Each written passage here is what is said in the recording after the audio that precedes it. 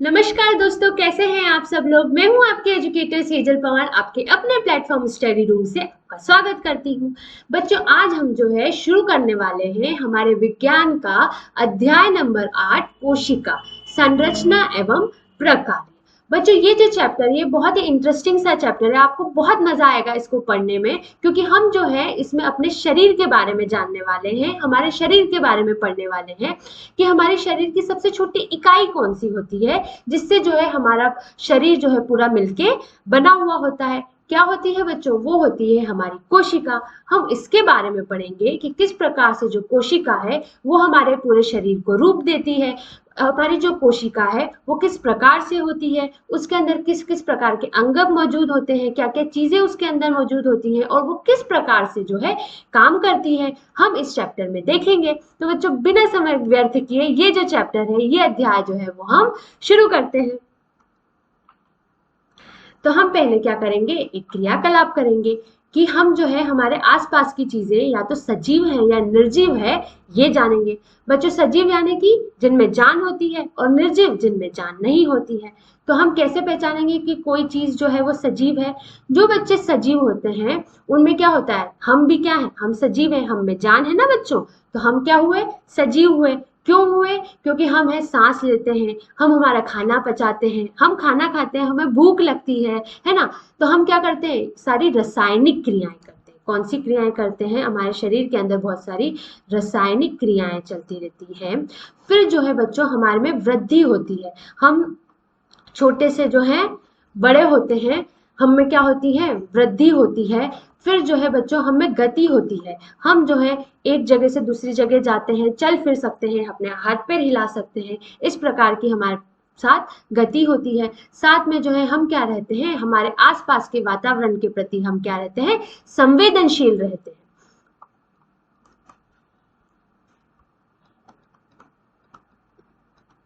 हम संवेदनशील रहते हैं, हमें कुछ भी हो जाता है तो हम उसके प्रति जो है हमारी प्रतिक्रिया जो है वो व्यक्त करते हैं। मुझे चींटी काट जाएगी, मैं चिल्लाऊंगी तो ये क्या हुआ, ये मुझे कुछ दिक्कत हुई तो मैंने उसके प्रति अपना जो प्रतिक्रिया है उसको व्यक्त की। तो बच्चों, हम ये तीनों में से देखेंगे, पेड़ क्या हुआ, सजीव हुआ कि निर्जीव हुआ?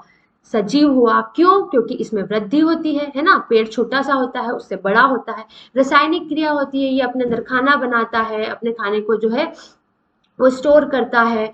फिर क्या फिर इसमें जो है गति होती है। बच्चों, गति किस प्रकार से होगी? सिर्फ चलना फिरना ही गति नहीं होता है। ये अपनी जो है टहनियाँ को हिलाता है, ये अपनी जो है पत्तियां जो है इसकी हिलती हैं, ये भी अपने आप में क्या है, एक प्रकार की गति है। तो इसमें गति भी होती है और ये जो है अपने आसपास के वातावरण के प्रति संवेदनशील भी रहता है। इसलिए ये क्या हो गया, ये सजीव हो गया।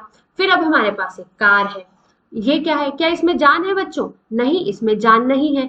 इसमें क्या किसी प्रकार की रासायनिक क्रिया हो रही है? ये सांस ले रहा है, ये खाना खा रहा है? नहीं हो रही है। क्या इसमें किसी प्रकार की वृद्धि हो रही है? नहीं, इसमें कोई, ये जैसा है ये वैसा की वैसा ही रहेगा। क्या इसमें किसी प्रकार की गति हो रही है? ये बच्चों चल रहा है, पर ये अपने तरीके से नहीं चल रहा है, ये जो है ये मशीनों से चल रहा है, इसलिए इसमें अपनी सजीवों की तरीके की गति नहीं मिलेगी। फिर क्या ये संवेदनशील है? इसको आप तोड़ देंगे, इसका कांच फोड़ देंगे तो क्या ये कोई प्रतिक्रिया व्यक्त करेगा? नहीं करेगा। तो ये जो है ये क्या हो गया, ये निर्जीव हो गया। इसी प्रकार से हमारा छोटा सा गोलू मोलू सा जो बच्चा है, ये क्या है, ये सजीव है, ये वृद्धि बताता है, इसमें सारी क्रियाएं चलती हैं, इसको भूख लगती है, ये खाना खाता है, ये सांस लेता है, ये दिल धड़काता है, ये जो है इसे भूख लगेगी तो ये संवेदनशील होकर रोना शुरू करेगा, इसमें गति होती है, ये दौड़ता है, ये भागता है। तो ये क्या है बच्चों, ये हमारा सजीव है। फिर अब हम एक प्रश्न करेंगे कि सभी जीवन जीवों के अंगों के अलग अलग समूह होते हैं। बच्चों, बहुत सारे अंग जो है हमारे शरीर में मिलते हैं, नाक, कान, गला, हमारा दिल हो गया, हमारा मस्तिष्क है, आंतें हो गई, ये सब क्या है, अलग अलग अंग हैं जो हमारे शरीर में पाए जाते हैं। ये जो है कुछ बुनियादी कार्य करते हैं, ये सब मिलके बहुत सारे, ये सब अलग अलग अंग है बच्चों, बट ये बहुत सारे कुछ बुनियादी कार्य करते हैं। क्या आप इन कार्यों की सूची बना सकते हैं? हाँ, हम बना सकते हैं। कौन कौन से बुनियादी कार्य जो है ये सारे अंग मिलके करते हैं? जैसे कि हमारा पहला हो जाएगा श्वासन क्रिया, श्वासन तंत्र। है ना बच्चों। सांस लेने की जो क्रिया होती है उसमें कौन कौन से अंग शामिल होते हैं, हमारे फेफड़े शामिल होते हैं, हमारे हमारे डायफ्राम शामिल होता है, फिर हमारी जो रहती है श्वास नलिका शामिल होती है, हमारी नाक शामिल होती है। ये अलग अलग अंग जो है अलग अलग होकर भी एक तरीके से क्या बुनियादी कार्य कर रहे हैं, सांस लेने की क्रिया कर रहे हैं। तो ये कौन सी तंत्र हो गया, श्वासन तंत्र हो गया। इसी प्रकार जो है बच्चों दूसरा हम देखेंगे वाहिका तंत्र। ये क्या है, हमारा सर्कुलेटरी सिस्टम, यानी कि किस प्रकार से जो है हमारा खून जो है वो सभी जगहों पर एक छोटे से छोटी कोशिका तक भी पहुंचता है। ऑक्सीजन जो है वो किस प्रकार से पहुंचता है, वो किसके द्वारा पहुंचता है, वो वाहिका तंत्र के द्वारा पहुंचता है। वाहिका तंत्र में क्या क्या शामिल होगा, हमारा दिल शामिल होगा, फिर बहुत सारी छोटी छोटी नसें शामिल होंगी। इस प्रकार से हमारा जो है फेफड़े जो है वो शामिल रहेंगे। फिर हम एक तीसरा और देख लेते हैं, हमारा पाचन तंत्र। पाचन तंत्र यानी हमारा खाना पचाने की जो क्रिया है, हम खाना जिस प्रकार से लेते हैं और वो जो है हमारे अंदर हर एक कोशिका तक जो है पोषण के रूप में पहुंचता है, उस तंत्र को क्या कहा जाता है, पाचन तंत्र कहा जाता है। पाचन तंत्र में बहुत सारी आंतें काम करती हैं, बड़ी आंत, छोटी आंत, फिर साथ में जो है हमारा पेट, यकृत यानी कि लीवर, हमारा जिगर जो हो गया, फिर हमारा जो है भोजन नलिका है, ये सब अनेकों अंग जो है मिलकर हमारे पाचन तंत्र का क्रिया जो है वो काम करती है। फिर बच्चों अब हमारा आ गया है जो हमें पढ़ना है, जिसे क्या कहते हैं, कोशिका। तो बच्चों कोशिका क्या होती है, हमारे शरीर की सबसे छोटी इकाई जिससे कि हमारा पूरा शरीर बना हुआ है, वो क्या हो जाती है बच्चों, वो हमारी कोशिका हो जाती है, जो हमारी क्या होती है, मूलभूत संरचनात्मक इकाई होती है। यानी कि हमारी हर एक छोटी से छोटी चीज, हमारा छोटा से छोटा अंग भी जो है वो किससे मिलके बना हुआ, अंग जो हो गई, हमारी आंतें हो गई, हमारी छोटी से छोटी नसें हो गई, उन्हें भी अगर हम सूक्ष्मदर्शी यानी कि माइक्रोस्कोप में देखेंगे तो वो किससे मिलके बनी होगी, वो कोशिका से मिलके बनी होगी। इसलिए हम कोशिका को क्या कहते हैं, हमारी मूलभूत संरचनात्मक इकाई कहते हैं, क्योंकि हमारी जो पूरी संरचना है, हमारी जो पूरी बनावट है, वो किसने बनाई है, वो कोशिका ने बनाई है। इसका हम उदाहरण लेते हैं कि बच्चों जब हम एक घर बनाते हैं तो घर किससे बनाते हैं, हम ईंटों से मिलके बनाते हैं। तो खूब सारी ईंटें जो रहती हैं वो मिलके क्या बना देती हैं, घर बना लेती हैं। उसी प्रकार से जो है बच्चों हमारी जो कोशिका होती है वो विभाजन करती है, 1 से 2, 2 से 4, 4 से 8, 8 से 16 बनती हैं, और फिर उसमें अनेकों प्रकार की कोशिकाएं मिलती हैं और वो मिलके क्या बना देती है, हमारे सजीव का शरीर बना देती है। ये एक कोशिका है। ऐसी कई सारी अरबों खरबों कोशिकाएं जो हैं उनसे मिलके हमारा शरीर बना हुआ है। बच्चों सोचो आपने किसी चीज की खोज की, फिर आपको जो है कोई उसका क्रेडिट नहीं दे रहा है, आपको कोई उसके नाम से पहचान नहीं रहा है, तो आपको बुरा लगेगा ना। ऐसे ही भाई हमको जो कोशिका है कितनी छोटी सी होती है, ये सूक्ष्म होती है, हमें इसके बारे में किसी ने बताया तो हमारा फर्ज बनता है ना कि हम उसे याद रखें, हम जाने कि उसने किस प्रकार से इसकी जो है खोज की, ताकि हम उसे थैंक यू बोल सकें, है ना बच्चों। तो हमारी जो कोशिका है उनकी खोज किसने की थी, हमारे रॉबर्ट भैया ने की थी। किसने की थी, रॉबर्ट भैया ने की थी। ये हमें जो है याद रखना है। कोशिका की खोज किसने की थी बच्चों, रॉबर्ट भैया ने की थी। रॉबर्ट भैया नाम लिख के नहीं आना है हमें परीक्षा में। रॉबर्ट भैया का पूरा नाम क्या है, रॉबर्ट हुक ने की थी। कब की थी बच्चों, 1665 में की थी। सोचिए आज से 400 साल से भी पहले इन्होंने की थी। सोचिए कितने ज्यादा इंटेलिजेंट थे ये। तो बच्चों इनने क्या किया था कि इन्होंने जो पेड़ होती है, पेड़ में जो कॉर्क होती है, कॉर्क यानी कि ऊपर का जो छाल जो होता है ब्राउन कलर का, बच्चों जैसे ये जो पेड़ है इसमें जो ब्राउन ब्राउन भूरे कलर का जो छाल होगा ना, इसको उन्होंने निकाला और इसको जो है सूक्ष्मदर्शी में देखा, यानी कि माइक्रोस्कोप में देखा। तो इन्होंने क्या पाया कि जब इन्होंने उसको सूक्ष्मदर्शी में छोटा सा उसका टुकड़ा लिया और उसको जो है सूक्ष्मदर्शी में देखा, तो उन्हें देखा कि यहाँ पे तो भाई मुझे ना मधुमक्खी के छत्ते जैसा जो है उनको एक नजारा दिखा, कि यहाँ पे जो है मधुमक्खी का छत्ते जैसे छोटे छोटे से जो है छेद दिख रहे हैं मुझे तो। और इन्होंने हर एक छेद को क्या नाम दे दिया, कोशिका नाम दे दिया, कि ये जो है जिस प्रकार से मधुमक्खी का छत्ता छोटे छोटे छेदों से मिलके बना हुआ होता है, ऐसा ही जो है हमारा शरीर बहुत सारी अलग अलग बहुत सारी कोशिकाओं से मिलके बना हुआ है, और उन्होंने जो है इसकी खोज की।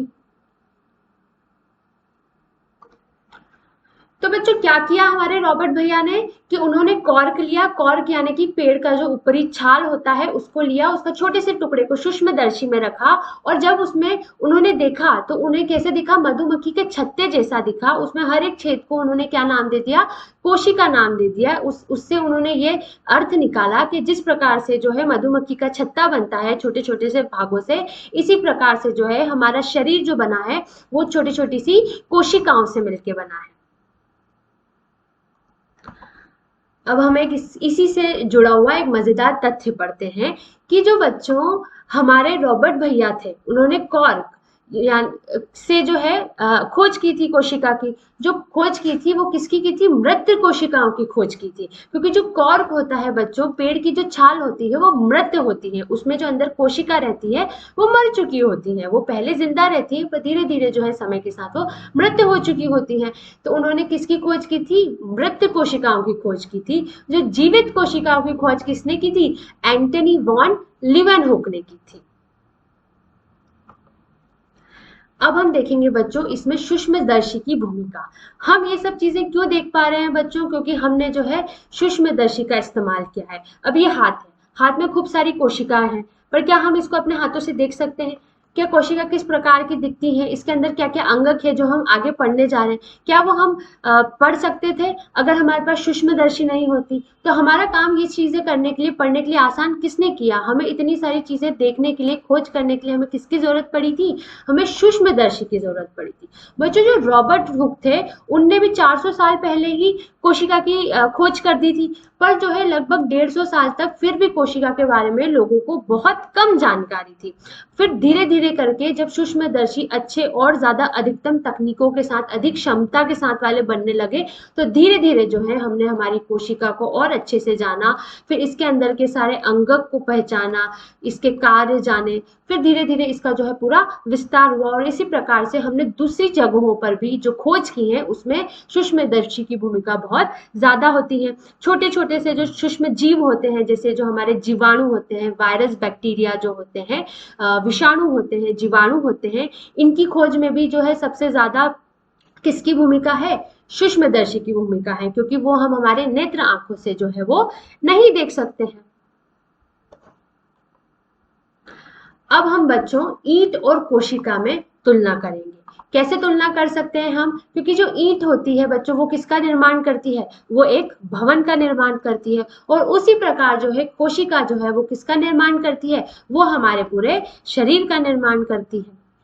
तो हम इसमें थोड़ा सा जो है वो तुलना कर सकते हैं कि जिस प्रकार से जो है भवन बनता है, किनसे, एक ही जैसी ईंटों से जो है पूरा भवन बनता है, पर सबके जो घर होते हैं बच्चों वो अलग अलग होते हैं, पर ईंट तो एक जैसी ही होती है ना। उसी प्रकार बच्चों सभी जीवों में जो है जीव जो बनते हैं वो किससे मिलके बनते हैं, वो कोशिका से मिलके बनते हैं। पर जो सभी जीव हैं उनकी संरचना जो है वो क्या होती है, वो अलग अलग होती है। हम जो है पेड़ पौधों से अलग होते हैं, हम जो है छोटे छोटे जीव जंतु अलग अलग जानवरों से अलग होते हैं, हम जो है एक दूसरे से ही थोड़े थोड़े अलग होते हैं। पर बच्चों जो कोशिका है, आपने जो ईंट ली है उससे तो आपने सिर्फ एक भवन का निर्माण किया है जो कि क्या है, निर्जीव है, वो एक जैसा जैसा आप बनाएंगे वैसा ही रहेगा। पर जो हमारी कोशिका है उसने तो एक शरीर का निर्माण किया है, उसके अंदर की छोटी छोटी अलग अलग चीजों का निर्माण किया है, अंदर बहुत सारे अंग डाले हैं, बहुत सारी नसें डाली हैं, नलियां डाली हैं। तो ये जो है ये कोशिका का कार्य क्या है बच्चों, बहुत ज्यादा जो है जटिल है। अब हम एक बुद्धिशीलता का प्रश्न करेंगे, देखते हैं कि आप इसका जवाब दे पाते हैं कि नहीं। कि मुर्गी के अंडे को आसानी से देखा जा सकता है। अब जो मुर्गी का अंडा है बच्चों वो एक कोशिकीय होता है या बहुकोशिकीय होता है, या मतलब कि बहुकोशिकीय यानी बहुत सारी कोशिकाओं का मिलकर बना हुआ होता है क्या? तो इसका जवाब है अंडे जो होते हैं बच्चों वो एक कोशिकीय ही होते हैं, पर जो है उनकी जो आकार होती है वो बहुत बड़ी होती है, इसलिए जो है हम हमारी आंखों से जो है उसे देख सकते हैं। तो बच्चों हमारे जो जीव होते हैं इससे हम क्या लगा सकते हैं अंदाजा कि दो प्रकार के होते हैं। एक तो कौन से होते हैं, एक कोशिकीय होते हैं जो सिर्फ एक कोशिका के मिलके बने हुए होते हैं, और एक जो होते हैं वो बहुकोशिकीय होते हैं जो बहुत सारी कोशिकाओं से मिलके बने हुए होते हैं। ये जो है हम आगे पढ़ेंगे कि किस प्रकार से एक कोशिकीय जीव बनते हैं और किस प्रकार से जो है वो बहुकोशिकीय जीव बनते हैं। बच्चों, अभी तक जो है हमने देखा कि किस प्रकार से कोशिका हमारी मूलभूत बनावट इकाई है। हम छोटे से छोटा अंग भी जो है किससे मिलके बना हुआ है, हमारी कोशिका से मिलके बना हुआ है। हमारा पूरा शरीर जो है वो कोशिका से मिलके बना हुआ है, कोशिका ने मिलके बनाया हुआ है। जिस प्रकार से ईंटें जो है मिलके भवन का निर्माण करती हैं, उसी प्रकार से जो है हमारी कोशिकाएं मिलके जो है हमारा शरीर की बनावट बनाती है। फिर हमने इसमें देखा कि कोशिका की खोज किसने की थी, तो हमारे रॉबर्ट हुक भैया ने की थी। और किस प्रकार से उनने खोज की थी और इसमें जो है सूक्ष्मदर्शी का क्या भूमिका थी, ये हमने देखा। अब बच्चों, इस भाग में हम जानेंगे कि हमारे जो सजीव हैं, हमारे जितने भी जीवित जीव हैं, उनमें कोशिका की संख्या क्या होती है, किस प्रकार की कोशिकाएं मिलती हैं। हम में जो है बच्चों, हम और पेड़ पौधे में बहुत सारी समानता है तो कुछ असमानता भी है। तो हमारी जो कोशिका है उनमें भी थोड़ा बहुत अंतर आएगा। तो हम देखेंगे कि हमारी कोशिका किस प्रकार की होती है, पेड़ पौधों की कोशिकाएं किस प्रकार की होती हैं, और जो है हमारी छोटी से सूक्ष्म जीव होते हैं जो हमें दिखते नहीं है, उनमें कोशिका की संख्या क्या होती है और वो किस प्रकार के होते हैं, और इनका आकार कैसा होता है, किसमें कोशिका बड़ी मिलती है, किसमें कोशिका छोटी मिलती है। ये सारे जवाबों के आंसर आपको किसमें मिलेंगे, इस भाग में मिलेंगे। तो चलिए ये भाग भी हम शुरू करते हैं।